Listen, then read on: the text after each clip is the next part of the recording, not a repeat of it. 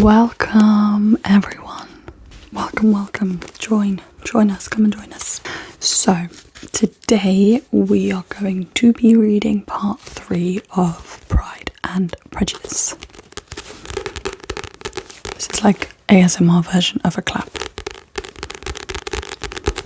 I'm so glad that everyone's been enjoying the videos and enjoying this little ASMR reading of Pride and Prejudice.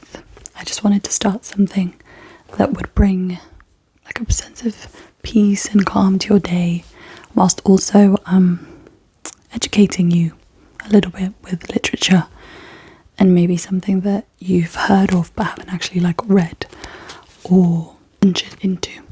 So I'm glad that we are doing that here. But without further ado, let's get into part 3. Chapter 11. When the ladies removed after dinner, Elizabeth ran up to her sister and, seeing her well guarded from cold, attended her in the drawing room, where she was welcomed by her 2 friends with many professions of pleasure, and Elizabeth had never seen them so agreeable as they were during the hour which passed before the gentlemen appeared. Their powers of conversation were considerable. They could describe an entertainment with accuracy, relate an anecdote with humour, and laugh at their acquaintance with spirit. But when the gentlemen entered, Jane was no longer the first object. Miss Bingley's eyes were instantly turned towards Darcy, and she had something to say to him before he had advanced many steps. He addressed himself to Miss Bennet with a polite congratulation. Mr. Hurst also made her a slight bow, and said he was very glad, but diffuseness and warmth remained for Bingley's salutation. He was full of joy and attention. The first half-hour was spent in piling up the fire, lest should she suffer from the change of room, and she removed at his desire the other side of the fireplace, that she might be farther from the door. He then sat down by her, and talked scarcely to anyone else.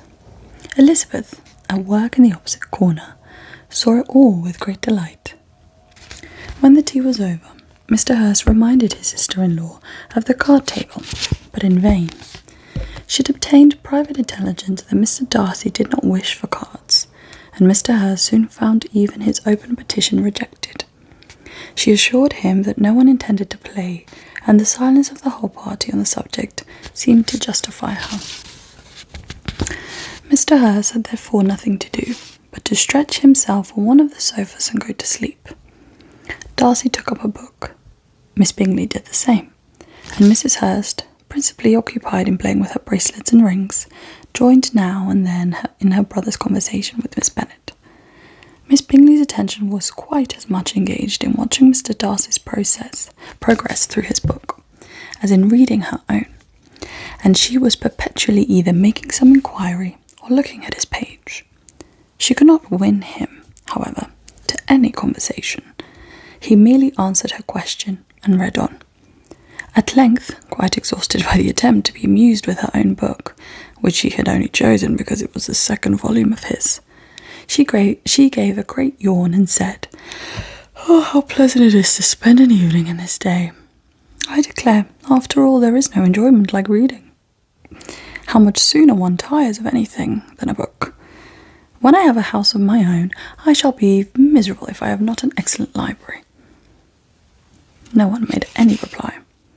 She then yawned again, threw aside her book, and cast her eyes round the room in quest of some amusement, when hearing her brother mentioning a ball to Miss Bennet, she turned suddenly towards him and said, "By the by, Charles, are you really serious in meditating a dance at Netherfield? I would advise you, before you determine on it, to consult the wishes of the present party. I am much mistaken if there are not some among us to whom a ball would rather be a punishment than a pleasure." "If you mean Darcy," cried her brother, "he may go to bed if he chooses before it begins. But as for the ball, it is quite a settled thing, and as soon as Nichols has made white soup enough, I shall send round my cards." "I should like balls indefinitely better," she replied, "if they were carried on a different manner. But there is something insufferably tedious in the usual processes of such meeting. It would merely be much more rational if the conversation instead of dancing made the order of the day. Much more rational, my dear Caroline, I dare say, but it would not be near so much like a ball. Miss Bingley made no answer, and soon afterwards got up and walked about the room. Her figure was elegant, and she walked well, but Darcy, at whom it was aimed at, was still inflexibly studious. In the desperation of her feelings, she resolved on one more effort, and turning to Elizabeth said, "Miss Eliza Bennet, let me persuade you to follow my example and take a turn about the room. I assure you it is very refreshing after sitting so long in one attitude." Elizabeth was surprised, but agreed to it immediately. Miss Bingley succeeded no less in the real object of her civility. Mr. Darcy looked up. He was as much awake to the novelty of attention in that quarter as Elizabeth herself could be, and unconsciously closed his book. He was directly invited to join their party, but he declined it, observing that he could imagine but two motives for their choosing to walk up and down the room together, with either of which motives his joining them would interfere. But could he mean? She was dying to know what could be his meaning, and asked Elizabeth whether she could at all understand him. "Not at all," was her answer.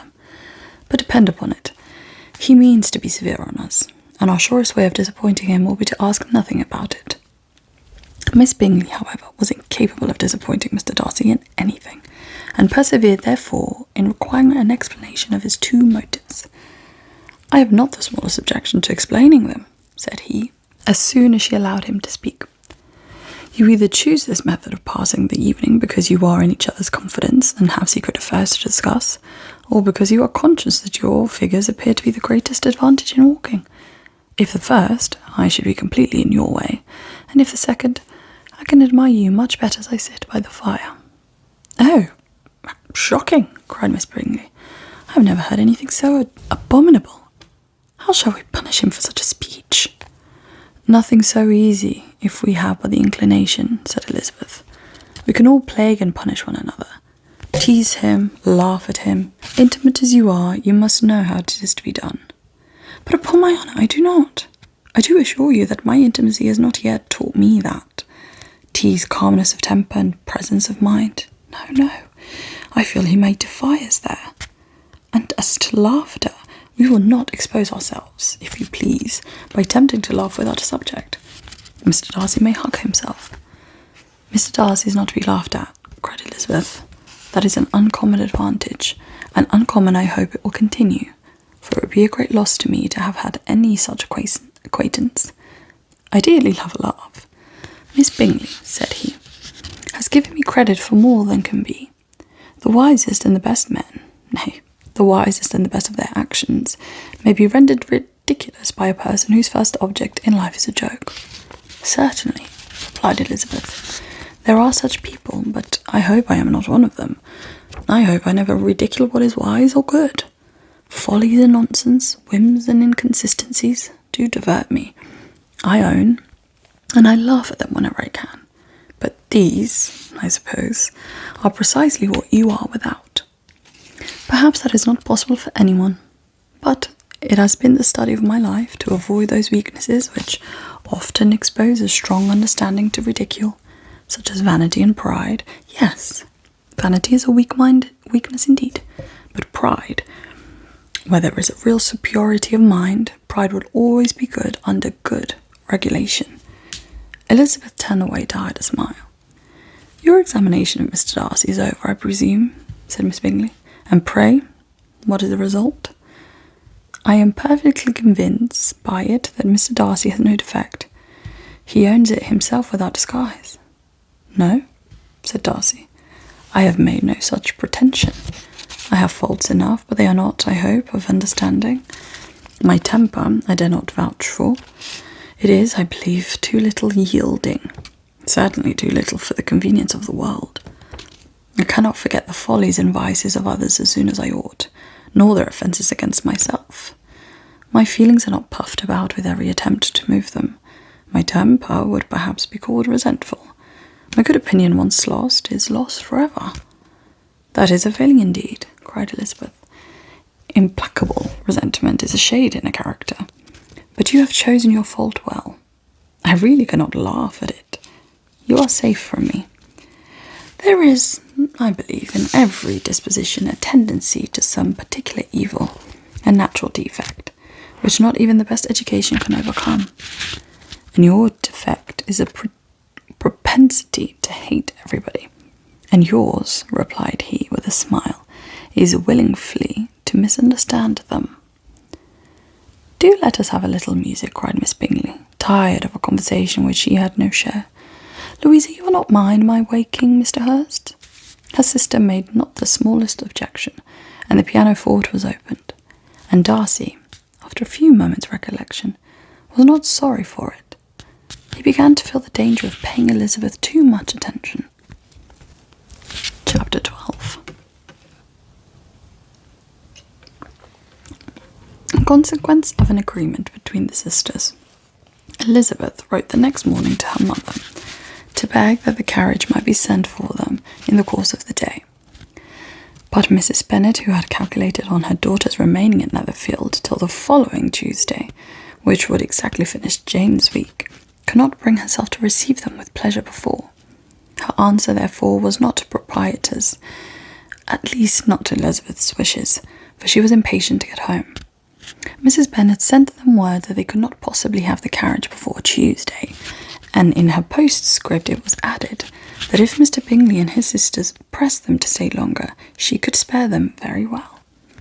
Against staying longer, however, Elizabeth positively resolved, nor did she much expect it would be asked, and fearful, on the contrary, as being considered as intruding themselves needlessly long, she urged Jane to borrow Mr. Bingley's carriage immediately, and at length it was settled that their original design of leaving Netherfield that morning should be mentioned, and the request made.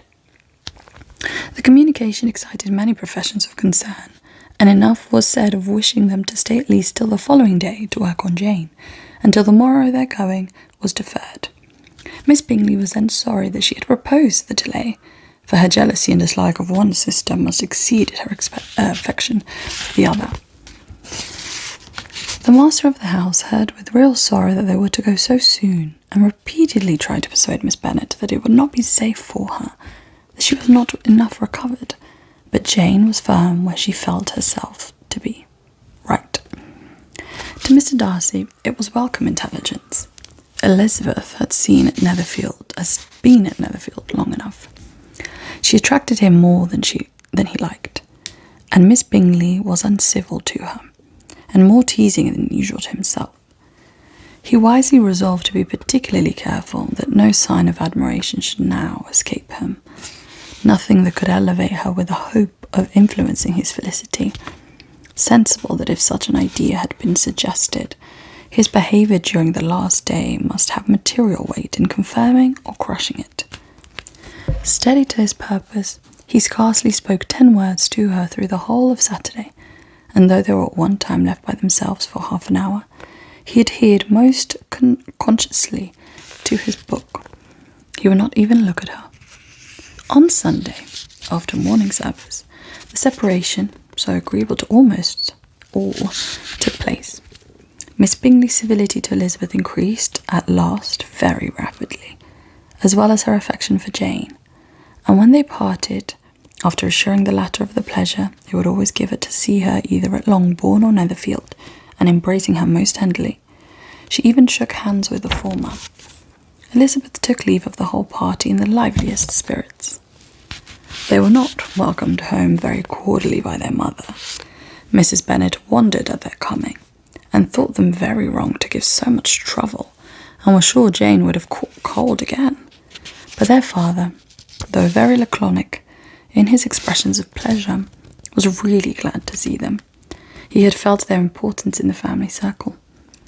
The evening conversation was then, when they all assembled, had lost much of its animation, and almost in all its sense, by the absence of Jane and Elizabeth. They found Mary, as usual, deep in the study of thorough bass and human nature, and had some new extracts to admire, and some new observations of threadbare morality to listen to. Catherine and Lydia had information for them of a different sort. Much had been done, and much had been said in the regiment since the preceding Wednesday. Several of the officers had dined lately with their uncle. A private had been flogged, and it actually had been hinted that Colonel Foster was going to be married. Chapter 13.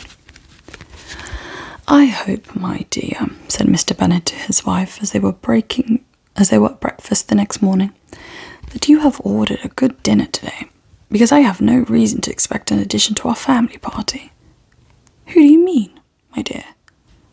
"I know of nobody that is coming, I am sure, unless Charlotte Lucas should happen to call in, and I hope my dinners are good enough for her. I do not believe she often sees such at home. The person of whom I speak is a gentleman, and a stranger." Mrs. Bennet's eyes sparkled. "A gentleman and a stranger? It is Mr. Bingley, I am sure." "Why, Jane, you never dropped a word of this, you sly thing. Well, I am sure I shall be extremely glad to see Mr. Bingley. But, good Lord, how unlucky! There is not a bit of fish to be got today. Lydia, my love, ring the bell. I must speak to Mr. Hill this moment." "Oh, it is not Mr. Bingley," said her husband. "It is a person whom I never saw in the whole course of my life."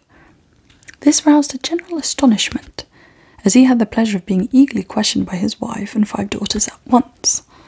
After amusing himself some time with their curiosity, he thus explained: "About a month ago, I received this letter, and about a fortnight ago I answered it, for I thought it was a case of some delicacy and requiring early attention.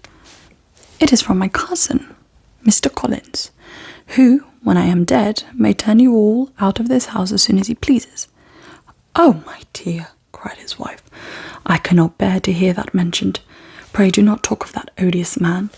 I do think it is the hardest thing in the world that your estate should be entailed away from your own children, and I am sure if it had been you, I should have tried long ago to do something or other about it." Jane and Elizabeth attempted to explain to her the nature of an entail. They had often attempted it before, but it was a subject on which Mrs. Bennet was beyond the reach of reason, and she continued to rail bitterly against the cruelty of settling an estate away from a family of 5 daughters in favour of a man whom nobody cared anything about. "It certainly is a most iniquitous affair," said Mr. Bennet, "and nothing can clear Mr. Collins from the guilt of inheriting Longbourn. But if you will listen to his letters, you may perhaps be a little softened by his manner of expressing himself." "No, that I am sure I shall not. And I think it was very impertinent of him to write to you at all, and very hypocritical. I hate such false friends. Why can he not keep on quarrelling with you, as his father did before him? Why, indeed, he does seem to have some filial scruples on that head, as you will hear. Dear sir, the disagreement subsisting between yourself and my late honoured father always gave me much uneasiness, and since I have had the misfortune to lose him, I have frequently wished to heal the breach, but for some time I was kept back by my own doubts, fearing lest it might seem disrespectful to his memory for me to be on good terms with anyone with whom it had always pleased him to be at variance. There, Mr. Bennet, my mind, however, is now made on the subject, for having received ordination at Easter, I have been so fortunate as to be distinguished by the patronage of the Right Honourable Lady Catholic of Bourg, widow of Sir Lewis de Bourg, whose bounty and beneficence has preferred me to the valuable rectory of this parish, where it shall be my earnest endeavour to demean myself with grateful respect towards her ladyship, and be ever ready to perform those rites and ceremonies which are instituted by the Church of England. As a clergyman, moreover, I feel it is my duty to promote and establish a blessing of peace in all families within the reach of my influence. And on those grounds I flatter myself that my present overtures of goodwill are highly commendable, and that the circumstance of my being next in the entail of Longbourn estate will be kindly overlooked on your side, and not lead you to reject the offered olive branch.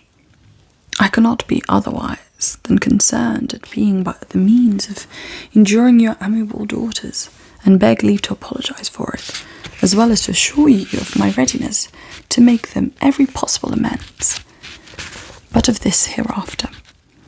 If you should have no objection to receive me into your house, I propose myself the satisfaction of waiting on you and your family Monday, November 18th by 4 o'clock, and shall probably trespass on your hospitality till Saturday following, which I can do without any inconvenience, as Lady Catherine is far from objecting to my occasional absence on a Sunday, provided that some other clergyman is engaged to do this duty of the day. I remain, dear sir, with respectful compliments to your lady and daughters, your well-wisher and friend, William Collins. At 4 o'clock, therefore, we may expect this peacemaking gentleman, said Mr. Bennet, as he folded up the letter. He seems to be a most conscientious and polite young man, upon my word, and I have no doubt it will prove a valuable acquaintance, especially if Lady Catherine should be so indulgent as to let him come to us again. There is some sense in what he says about the girls. However, as he is disposed to make any amends, I shall not be the person to discourage him. Though it is difficult, said Jane, to guess in what way he may mean to make us the atonement he thinks our due. The wish is certainly to his credit. Elizabeth was chiefly struck with his extraordinary defence for Lady Catherine, and his kind of intention of christening, marrying, and bearing his parishioners wherever it required. He must be an oddity, I think, said she. I cannot make him out. There is something very pompous in his style. What can he mean by apologizing for being next in the entail? We cannot suppose he would help it if he could. Can he be a sensible man, sir? No, my dear, I think not. I have great hopes of finding him quite the reverse. There is a mixture of civility and self-importance in his letter, which promises well. I am impatient to see him. In point of composition, said Mary, his letter does not seem defective. The idea of the olive branch perhaps is not wholly new, yet I think it is well expressed. To Catherine and Lydia, neither the letter nor its writer were in any degree interesting. It was next to impossible that their cousin should come in a scarlet coat, and it was now some weeks since they had received pleasure from the society of a man in any other colour. As for their mother, Mrs. Collins' letters had done much away with her ill will, and she was preparing to see him with a degree of composure which astonished her husband and daughters. Mr. Collins was punctual to his time, and was received with great politeness by the whole family. Mr. Bennet indeed said little, but the ladies were ready enough to talk, and Mr. Collins seemed neither in need of encouragement nor inclined to be silent himself. He was a tall, heavy-looking young man of 25. His air was grave and stately, and his manners were very formal. He had not been long seated before he complimented Mrs. Bennet on having so fine a family of daughters, said he had heard much of their beauty, but that in this instant fame had fallen short of the truth, and added that he did not doubt her seeing them all in due time well disposed of in marriage. This gallantry was not much to the taste of some of his hearers, but Mrs. Bennet, who quarrelled with no compliments, answered most readily, "Oh, you are very kind. I am sure, and I wish with all my heart it may prove so, for else there will be destitute enough. Things are settled so oddly. You allude, perhaps, to the entail of this estate?" "Ah, sir, I do indeed. It is a grievous affair to my poor girls, you must confess. Not that I mean to find fault with you, for such things I know are all chances in the world. There is no knowing how estates will go when once they come to be entailed. I am very sensible, madam, of the hardship to my fair cousins, and could say much on the subject, but that I am cautious of appearing forward and precipitate. But I can assure the young ladies that I come prepared to admire them. At present I will not say more, but perhaps when we are better acquainted." He was interrupted by a summons to dinner, and the girls smiled on each other. They were not the only objects of Mr. Collins' admiration. The hall, the dining room, and all its furnitures were examined and praised, and his condemnation of everything would have touched Mrs. Bennet's heart, but for the mortifying superstition of his viewing it all as his own future property. The dinner, too, in its turn was highly admired, and he begged to know to which of his fair cousins the excellency of its cooking was owed. But here he was set by Mrs. Bennet, who assured him with some asperity that they were all very well able to keep a good cook, and that her daughters had nothing to do in the kitchen. He begged pardon for having displeased her. In a softened tone she declared herself not at all offended, but he continued to apologise for about a quarter of an hour. Chapter 14. During dinner, Mr. Bennet scarcely spoke at all, but when the servants were withdrawn, he thought it time to have a conversation with his guests, and therefore started a subject in which he expected him to shine, by observing that he seemed very fortunate in his patroness. Lady Catherine de Bois' attentions to his wishes and consideration for his comfort appeared very remarkable. Mr. Bennet could have not chosen better. Mr. Collins was eloquent in her praise. The subject elevated him to more than usual solemnity of manner, and with a most important aspect he protested that he had never in his life witnessed such behaviour in a person of rank, such affability and condescension as he had himself experienced from Lady Catherine. She had been graciously pleased to approve of both the discourses which he had already had the honour of preaching before her. She had also asked him twice to dine at Rosings, and had sent for him only the Saturday before, to make up her pool of quadrille in the evening. Lady Catherine was reckoned proud by many people he knew, but he had never seen anything but affability in her. She had always spoken to him as she would to any other gentleman. She made not the slightest objection to his joining in the society of the neighbourhood, nor to his leaving his parish occasionally for a week or two to visit his relations. She had even condescended to advise him to marry soon as he could, provided he chose with discretion, and had once paid him a visit in his humble parsonage, where she had perfectly approved all the alterations he had been making, and had even vouchsafed to suggest some herself, some shelves in the closets upstairs. "That is all very proper and civil, I am sure," said Mrs. Bennet, "and I dare say she is a very agreeable woman. It is a pity that great ladies in general are not more like her. Does she live near you, sir? The garden in which stands my humble abode is separated only by a lane of Rosings Park, her ladyship's residence." "I think you said she was a widow, sir. Has she any family?" "She has only one daughter, the heiress of Rosings, and of very extensive property." "Ah," cried Mrs. Bennet, shaking her head, "then she is better off than many girls. And what sort of a young lady is she? And is she handsome?" "Oh, she is a most charming young lady indeed. Lady Catherine herself says that, in the point of true beauty, Miss de Bois is far superior to the handsomest of her sex, because there is that in her features which marks the young woman of distinguished birth. She is unfortunately of a sickly constitution, which has prevented her making that progress in many accomplishments which she could not otherwise have failed of, as I am informed by the lady who superintended her education, and who still resides with them. But she is perfectly amiable, and often condescends to drive by my humble abode in her little phaeton and ponies. Has she been presented? I do not remember her name among the ladies at court. Her indifferent state of health unhappily prevents her being in town, and by that means, as I told Lady Catherine myself one day, has deprived the British court of its brightest ornament. Her ladyship seemed pleased with the idea, as you might imagine, that I am happy on every occasion to offer those little delicate compliments which are always acceptable to ladies.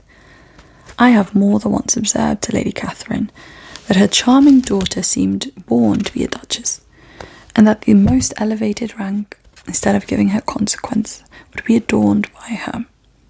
These are the kind of little things which please her ladyship, and it is a sort of attention which I conceive myself peculiarly bound to pay." "You judge very properly," said Mr. Bennet. and it is happy for you that you possess the talent of flattery with delicacy. May I ask whether these pleasing attentions proceed from the impulse of the moment, or are the result of a previous study? They arise chiefly from what is passing at the time, and though I sometimes amuse myself with suggesting and erasing such little elegant compliments as may be adapted to ordinary occasions, I always wish to give them as unstudied an air as possible. Mr. Bennet's expectations were fully answered. His cousin was as absurd as he had hoped, and he listened to him with the keenest enjoyment, maintaining at the same time the most resolute composure of countenance, and expecting an occasional glance at Elizabeth, requiring no partner in his pleasure. By tea time, however, the dose had been enough, and Mr. Bennet was glad to take his guest into the drawing-room again, and, when tea was over, glad to invite him to read aloud to the ladies. Mr. Collins readily assented, and a book was produced. But on beholding it, he started back, and begging pardon, protested that he had never read novels. Kitty stared at him, and Lydia exclaimed. Other books were produced, and after some deliberation he chose Fawcetton's Sermons. Lydia gaped at the opened volume, and before he had, with very monotonous solemnity, read 3 pages, she interrupted him with, "Do you know, Mamma, that my Uncle Philip talks of turning away Richard, and if he does, Connor Foster will hire him. My aunt told me so herself on Saturday. I shall walk to Meryton tomorrow to hear more about it, and ask when Mr. Denny comes back from town." Lydia was bid by her 2 elder sisters to hold her tongue, but Mr. Collins, much offended, laid aside his book and said, "I have often observed how little young ladies are interested by books of a serious stamp, though written solemnly for their benefit. It amazes me, I confess, for certainly there can be nothing so advantageous to them as instruction. But I will no longer importune my young cousin." Then turning to Mr. Bennet, he offered himself as the antagonist at the backgammon. Mr. Bennet accepted the challenge, observing that he acted very wisely in leaving the girls to their own trifling amusements. Mrs. Bennet and her daughters apologized most civilly for Lydia's interruption, and promised that it should not occur again, if he would resume his book. But Mr. Collins, after assuring them that he bore his own young cousin no ill will, and should never resent her behaviour as any affront, seated himself at another table with Mr. Bennet, and prepared for backgammon. Chapter 15. Mr. Collins was not a sensible man, and the deficiency of nature had been but little assisted by education or society, the greatest part of his life having been spent under the guidance of an illiterate and miserly father, and though he belonged to one of the universities, he had merely kept the necessary terms without forming at it any useful acquaintance. The subjection in which his father had brought him up and given him originally great humility of manner, but it was now a good deal counteracted by the self-conceit of a weak head, living in retirement, and the consequential feelings of early and unexpected prosperity. A fortunate chance had recommended him to Lady Catherine de Bow, when the living of Hunsford was vacant, and the respect which he had felt for her high rank, and his veneration for her as his patroness, mingling with a very good opinion of himself, of his authority as a clergyman, and his right as a rector, made him altogether a mixture of pride and obscureness, self-importance and humility. Having now a good house and very sufficient income, he intended to marry, and in seeking a reconciliation with the Longbourn family, he had a wife in view, as he meant to choose one of the daughters, if he found them as handsome and amiable as they were represented by the common report. This was his plans of amends, of atonement, for inheriting their father's estate, and he thought an excellent one, full of eligibility and suitableness, and excessively generous and disinterested on his own part. His plan did not vary on seeing them. Miss Bennet's lovely face confirmed his views, and established all his strictest notions of what was due to seniority, and for the first evening she was his settled choice. The next morning, however, made an alteration, for in a quarter of an hour's tete-a-tete with Mrs. Bennet before breakfast, a conversation beginning with his parsonage house, and leading naturally to the avowal of his hopes that a mistress for it might be found at Longbourn, produced from her, amid very complacent smiles and general encouragements, a cautious against the very Jane he had fixed on. As to her younger daughters, she could not take upon her to say, she could not positively answer, but she did not know of any prepossession. Her eldest daughter, she must mention, she felt it incumbent on her to hint, was likely to be very soon engaged. Mr. Collins had only to change from Jane to Elizabeth, and it was soon done while Mrs. Bennet was stirring the fire. Elizabeth, equally next to Jane in birth and beauty, succeeded her, of course. Mrs. Bennet treasured up the hint, and trusted that she might soon have 2 daughters married, and the man whom she could not bear to speak of the day before was now high in her good graces. Lydia's intention of walking to Meryton was not forgotten. Every sister, except Mary, agreed to go with her, and Mr. Collins was to attend them. At the request of Mr. Bennet, who was most anxious to get rid of him, and have his library to himself, for thither Mr. Collins had followed him after breakfast, and there he would continue nominally engaged with one of the largest follows in the collections, but really talking to Mr. Bennet, with little cessation, of his house and garden at Hunsford. Such doings discomposed Mr. Bennet exceedingly. In his library he had always made sure of leisure and tranquillity, and though prepared, as he told Elizabeth, to meet with folly and conceit in every other room in the house, he was used to be free from them there.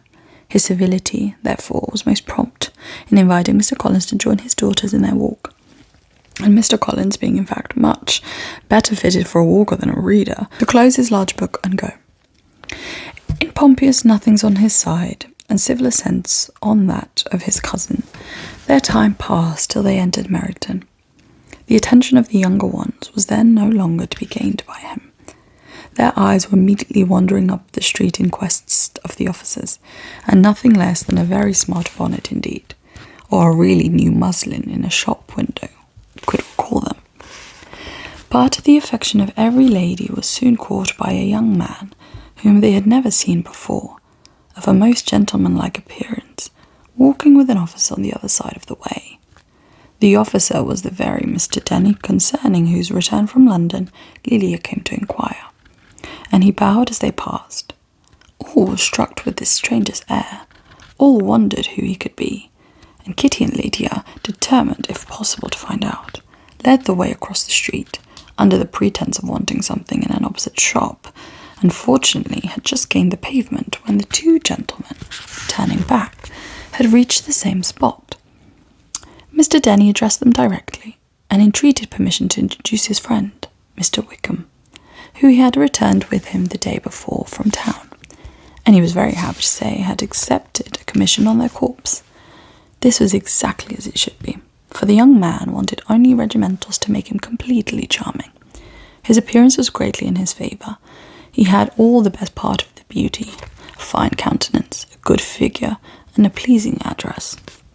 The introduction was followed up on his side by a happy readiness of conversation, a readiness at the same time, perfectly correct and unassuming, and the whole party was still standing and talking together very agreeable, when the sounds of horses drew their notice, and Darcy and Bingley were seen riding down the street. On distinguishing the ladies of the group, the 2 gentlemen came directly towards them, and began the usual civilities. Bingley was the principal spokesman, and Miss Bennet the principal object. He was then, he said, on his way to Longbourn, on purpose to inquire after her. Mr. Darcy corroborated it with a bow, and was beginning to determine not to fix his eyes on Elizabeth, when they were suddenly arrested by the sight of the stranger, and Elizabeth, happening to see the countenance of both as they looked at each other, was well astonished at the effect of the meeting. Both changed colour. One looked white, the other red. Mr. Wickham, after a few moments, touched his hat, a salutation which Mr. Darcy just deigned to return. what could be the meaning of it? It was impossible to imagine. It was impossible not to long to know. In another minute, Mr. Bingley, but without seeming to have noticed what passed, took leave and rode on with his friend. Mr. Denny and Mr. Wickham walked with the young ladies to the door of Mr. Phillips's house, and then made their bows, in spite of Miss Lydia's pressing entreaties that they would come in, and even in spite of Mrs. Phillips throwing up the parlour window and loudly seconding the invitation.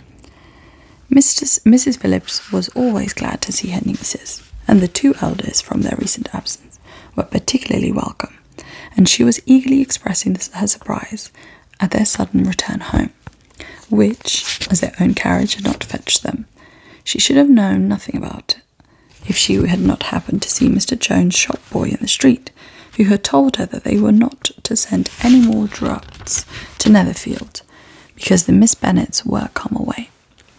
When her civility was claimed towards Mr. Collins by James' introductions of him, she received him with her very best politeness, which he returned with as much more apologising for his intrusion without any previous acquaintance with her, which he could not help flattering himself, however, might be justified by this relationship to the young ladies who introduced him to her notice. Mrs. Phillips was quite awed by such an excess of good breeding, but her contemplation of one stranger was soon put to an end by the exclamations and inquiries of another, of whom, however, she could only tell her nieces what they already knew, that Mr. Denny had brought him from London, and that he was to have a lieutenant's commission in the Shire. She had been watching him the last hour, she said, as he walked up and down the street, and had Mr. Wickham appeared, Kitty and Lydia would certainly have continued the occupation, but unluckily no one passed the windows, now except a few of the officers, who, in comparison with the stranger, were become stupid, disagreeable fellows. Some of them were to dine with the Phillipses the next day, and their aunt promised to make her husband call on Mr. Wickham, and give him an invitation also, if the family from Longbourn would come in the evening. This was agreed to, and Mrs. Phillip protested that they would have a nice, comfortable, nosy game of lottery tickets, and a little bit of hot supper afterwards. The prospect of such delights was very cheering, and they parted in mutual good spirits. Mr. Collins repeated his apologies in quitting the room, and was assured with unwearying civility that they were perfectly needless.